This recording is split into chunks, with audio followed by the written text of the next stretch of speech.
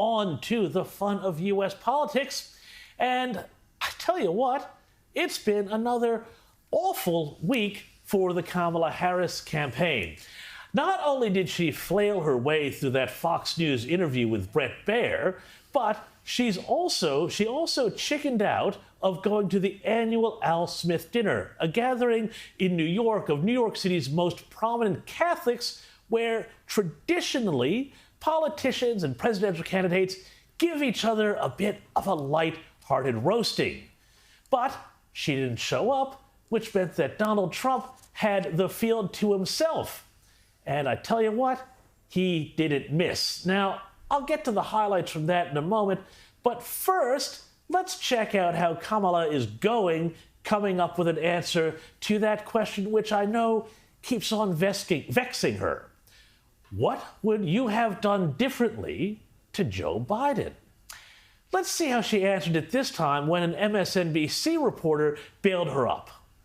President Biden said this week that every president has to cut their own path. What is one policy that you would have done differently over these last 3.5 years than President Biden? I mean, to be very candid with you, even including Mike Pence, vice presidents are not critical of their presidents.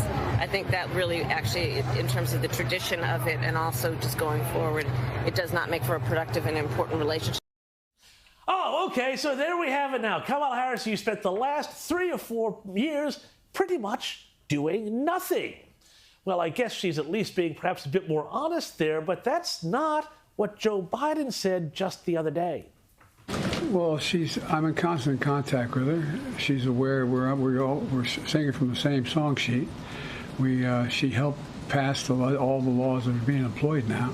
She was a major player in everything we've done, including passage of legislation which we were told we could never pass.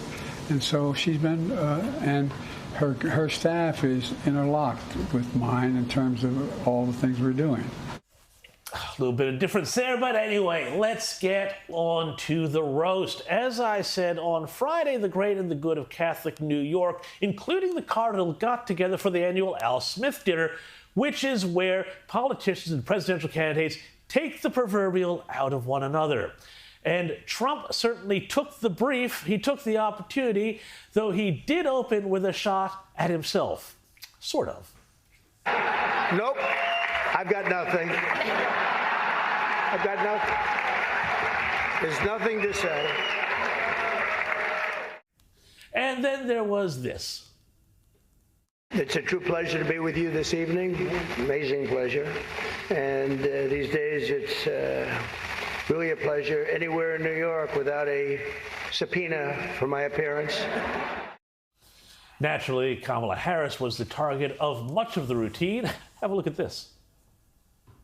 Campaigning can take a toll on a family and family life, although I hear that Kamala and her husband carve out some really beautiful alone time at the end of the day for an intimate dinner, just Doug, her, and the teleprompter that she uses quite well.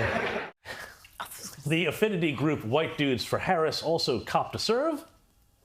There's a group called White Dudes for Harris. Have you seen this? White Dudes for Harris. Anybody know? Are some of you here? White Dudes for Harris. Doesn't sound like it. But I'm not worried about them at all because their wives and their wives' lovers are all voting for me.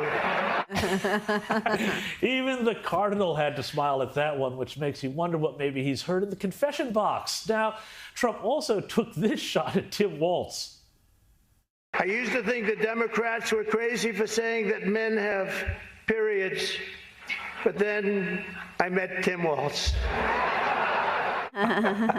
Not even would-be first fella Doug Emhoff, that's Kamala's husband, who has been praised by the left for giving America a new definition of masculinity, was spared. A major issue in this race is child care, and Kamala has put forward a concept of a plan. A lot of people don't like it. The only piece of advice I would have for her in the event that she wins would be not to let her husband, Doug, anywhere near the nannies. Just keep them away. That's a nasty one. That's nasty. Oh, yeah, that was nasty. All in all, though, it was quite the tour de force. A lot of laughter, maybe even, you might say, a bit of joy. Hey, speaking of joy, let's go back to the campaign trail and see how the happy warrior, Kamala Harris, is tracking, shall we?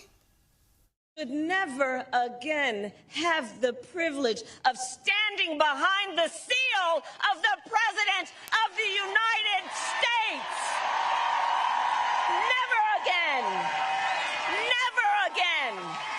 Never again.